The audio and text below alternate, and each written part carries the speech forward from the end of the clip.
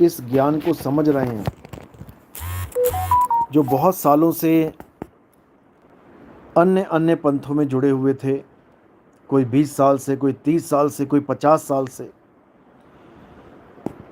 अब वो उस ज्ञान को समझ रहे हैं जिस ज्ञान को प्राप्त करने के लिए वो उन गुरुओं की शरण में गए थे, उनको परमात्मा मान के गए थे, सच्चे हृदय से गए थे, सच्चा ज्ञान प्राप्त करने के लिए गए थे, जगत, झूठे जगत को, मिथ्या जगत को छोड़ने के लिए तैयारी करने के लिए गए थे।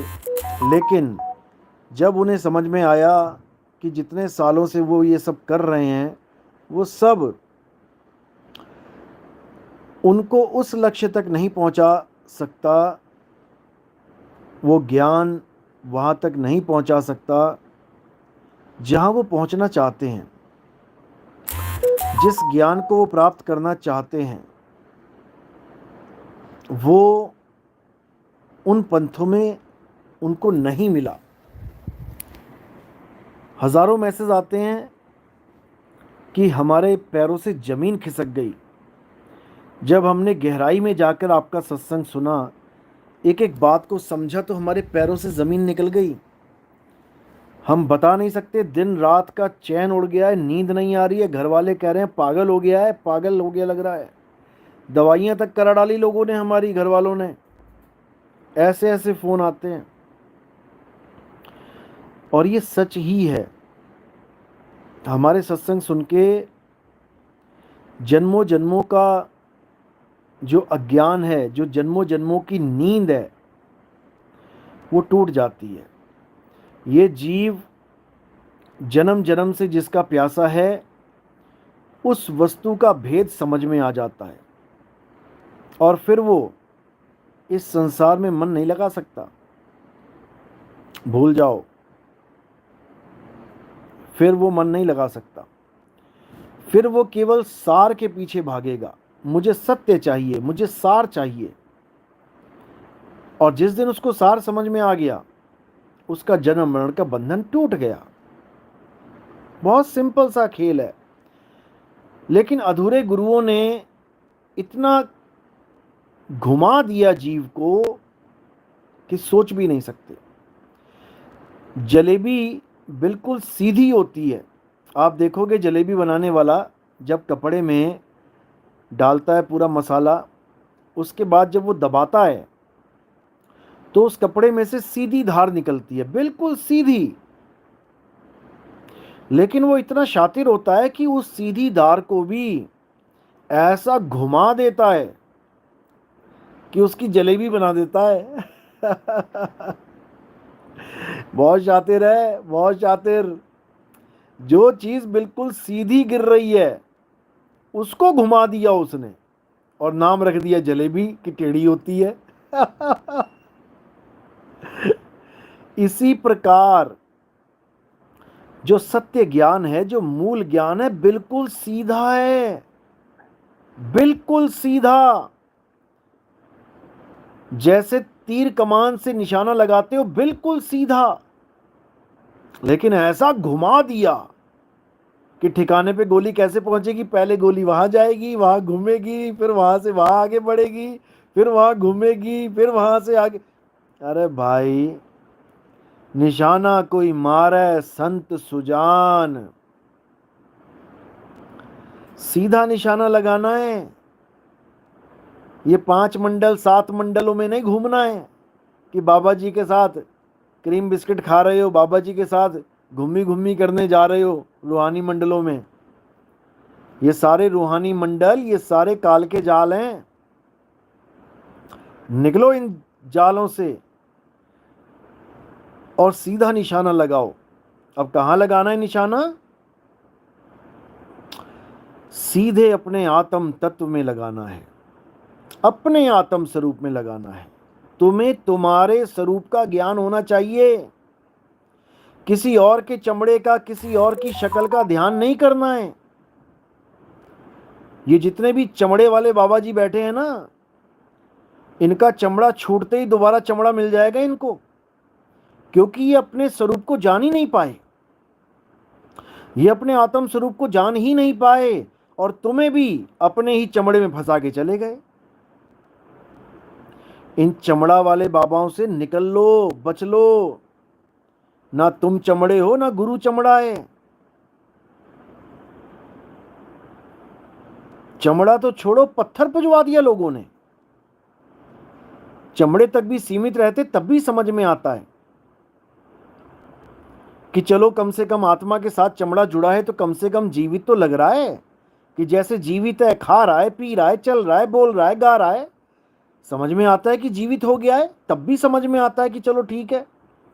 अरे पत्थर ना खाए, ना पिए, ना बोले, ना डोले, और तुमने उसको भगवान बना के हमारे धर्म में, सनातन धर्म में मिलावट कर दी।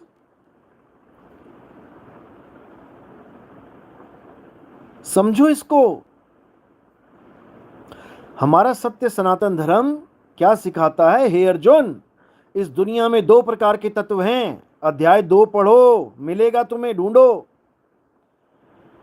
हे अर्जुन, इस दुनिया में दो प्रकार के तत्व हैं, एक असत्य और एक सत्य। असत्य तुम शरीर को मानो, ये जो तुम्हें दिख रहा है ना शरीर, तुम्हें आंखें टिमटिमाती दिख रही हैं, 1 2 3, मुंह हिलता दिख रहा है, ये असत्य है। अरे शरीर तक को असत्य बोल दिया, पत्थर को सत्य कैसे बोल देंगे? ये शरीर असत्य है अर्जुन। क्यों? क्योंकि ये पल पल बदलता है। जब पैदा हुए छोटा सा शरीर था, आज देखो कितना बड़ा हो गया, पल पल बदल रहा है। बचपन से लेके आज तक तुमने रोज शीशा देखा है, लेकिन तुम पहचान ही नहीं पाए कि मेरा शरीर कैसा था और कैसा हो गया। रोज देखा तुमने शीशा, लेकिन तुम माया की दौड़ को पकड़ ही नहीं पाए। माया की इतनी धीमी गति थी कि तुम समझ ही नहीं पाए कि मैं रोज बड़ा हो रहा हूं, रोज मेरी शक्ल बदल रही है। एक दिन का बच्चा और आज की फोटो लगा के देख लो कि कितना फर्क पड़ गया, लेकिन तुम्हें हवा तक नहीं लगने दी माया ने। इतनी खतरनाक है ये। तो कह रहे हैं ये शरीर असत्य है। इस असत्य को अच्छे से समझ लो। ये पंच भौतिक शरीर असत्य है, और हे अर्जुन, आत्मा ही सत्य है। तो सनातन धर्म कभी असत्य की पूजा नहीं करता। सनातन धर्म सत्य की पूजा करता है, इसीलिए उसको सत्य सनातन धर्म कहा गया है। मैंने कई बार समझाया है कि एक होता है असली नोट, एक होता है नकली नोट। असली नोट हर दुकान पे चलता है, हर बैंक में चलता है। नकली नोट हर दुकान में नहीं चलता, और बैंक में तो बिल्कुल नहीं चलता है। नकली नोट दुकान में चलता है, लेकिन किसकी दुकान में चलता है? जिसे नकली नोट की पहचान ना हो। कोई रोज दुकान पे बैठता था, एक दिन अपनी घरवाली को बैठा के चला गया। अब उसको पता ही नहीं है कि असली नोट नकली नोट की पहचान क्या है। अब कोई आया शातिर और उसको नकली नोट चला के चला गया। अब वो लेके बैठी हुई है कि माल बिक गया, पैसा आ गया। अब जब उसका पति आके देखता है तो वो समझ जाता है, अरे भाई नकली नोट चल गया, नुकसान हो गया। अब नकली नोट चला क्यों? कारण क्या था? नकली नोट इसलिए चला, क्यों चला? क्योंकि नकली नोट असली जैसा दिखता है।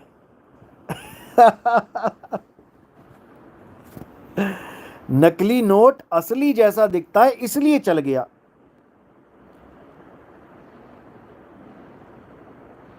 अगर नकली नोट असली जैसा ना दिखता, जैसे एक नोट चलता है चिल्ड्रन बैंक ऑफ इंडिया, तुम उसको चला के दिखाओ जरा। नहीं चलेगा, क्योंकि उसका ना साइज मैच हो रहा है, ना कलर मैच हो रहा है, ना उस पर लिखा हुआ है वो मैच हो रहा है, नहीं चलेगा। लेकिन नकली नोट चल रहा है, क्यों? क्योंकि बिल्कुल वैसा ही है, गांधी जी भी वैसा ही छपा है, लिखा भी वैसा ही है, नंबर भी वैसा ही लग रहा है, बिल्कुल एकदम, कलर भी वैसा ही है, साइज भी वैसा, सब कुछ वैसा है, बस एक दो जो निशानियां खास होती हैं वो उसमें नहीं है।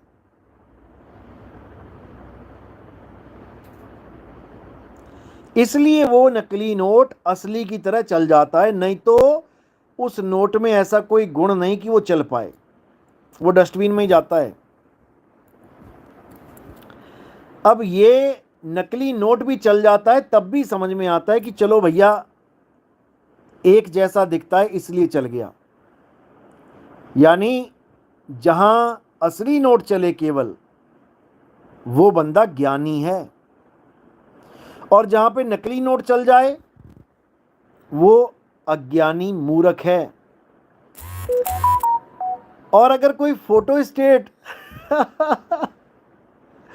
500 की नोट की फोटो कॉपी करवा ले दोनों तरफ एक कागज पे, और अगर वो नोट किसी दुकान पे चल जाए तो वो आदमी महामूर्ख है।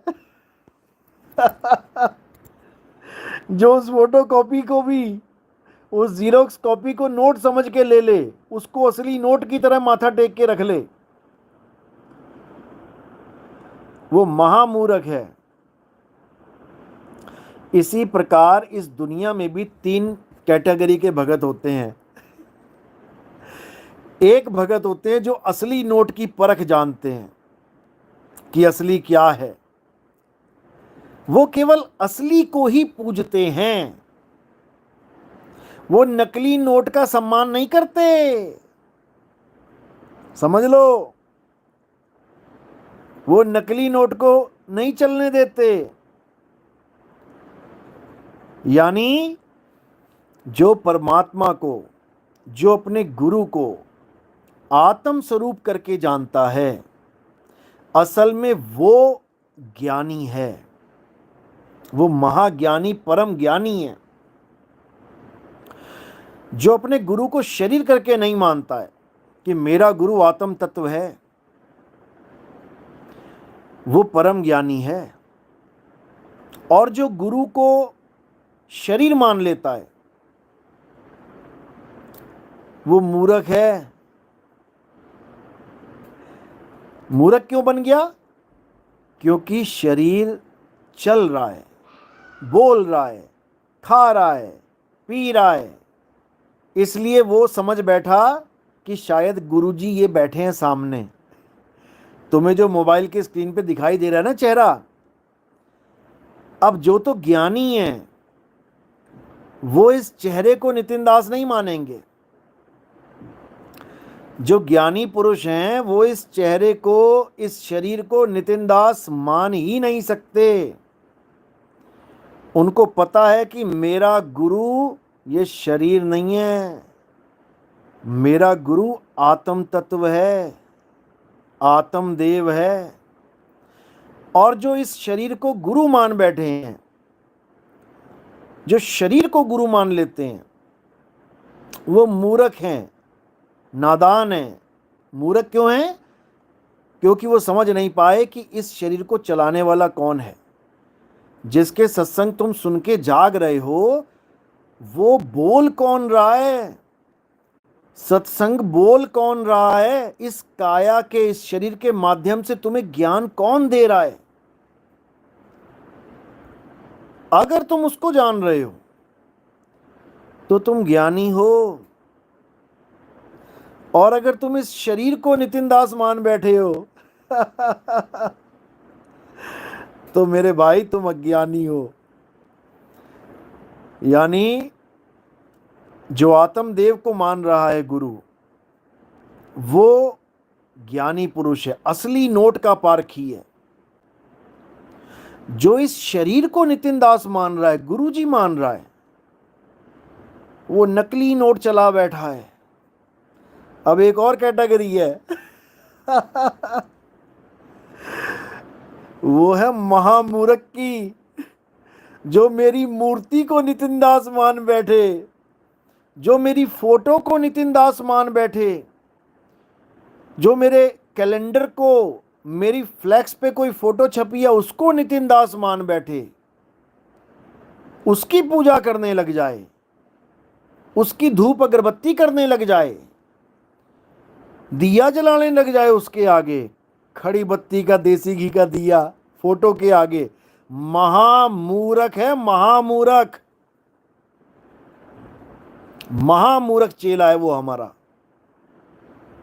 और महामूर्खों को अच्छे से मैं ज्ञानी बनाना जानता हूं। अगर कोई ये ड्रामा कर रहा हो तो बता देना मुझे। हमारे पंथ में चेतन सत्ता की, आत्म देव की आरती है, आत्म देव की पूजा है। ये फोटो कैलेंडर फलेंडर मूर्तियां फूर्तियां ये नहीं चलेंगी हमारे यहाँ। गलती से भी ये काम मत कर देना। हमारे यहाँ गुरु की पूजा आत्म देव की पूजा है। हमारे यहाँ गुरु की पूजा काया की पूजा नहीं है। समझ लो, तुम्हारे सामने पंखा है, करंट नहीं है, देखते रहो उसको, चेहरे पे मुस्कान नहीं आएगी, पसीना आ जाएगा। और जैसे ही करंट में पंखे में करंट आ गया, तुम्हारे चेहरे पे मुस्कान आ जाएगी। अब तुम्हारी मुस्कान आने की वजह कौन है? वो करंट है। इसी प्रकार जो अपने गुरु को देख के प्रसन्न होता है, आत्मा प्रसन्न होती है, वो अपने गुरु के शरीर को नहीं, उस शरीर को जो आत्मदेव चला रहा है वो उसको जान के खुश होती है। गुरु से जो मिलन होता है वो आत्मा से आत्मा का मिलन होता है, देह से देह का मिलन नहीं होता। समझ लो, जो आरती होती है वो आत्मा से आत्मा की आरती है, देह से देह की नहीं। लेकिन लोग समझ नहीं पाते। लोग केवल उसी को सत्य मानते हैं जो उनको दिख रहा है। चमड़े की आंख से चमड़ा ही दिखेगा मेरे भाई। चमड़ा असत्य है तो चमड़े की आंख भी असत्य है, असत्य को ही देखेगी। असत्य की आंख कभी सत्य को नहीं देख सकती। अब सत्य को देखना है तो तुम्हें सत्य की आंख को जानना पड़ेगा। सत्य क्या है? शब्द ही सत्य है। तो तुम्हें सूरत की आंख से देखना पड़ेगा, क्योंकि शब्द का ही अंश सूरत है, वो भी सत्य ही है, वो भी अविनाशी ही है। उसकी आंखों से देखना पड़ेगा। सूरत से देख ले वह देश, सूरत से देख ले वह देश, देखत देखत दीखण लागे, मिट गए सकल अंदेश, सूरत से देख ले वह देश। समझ लो।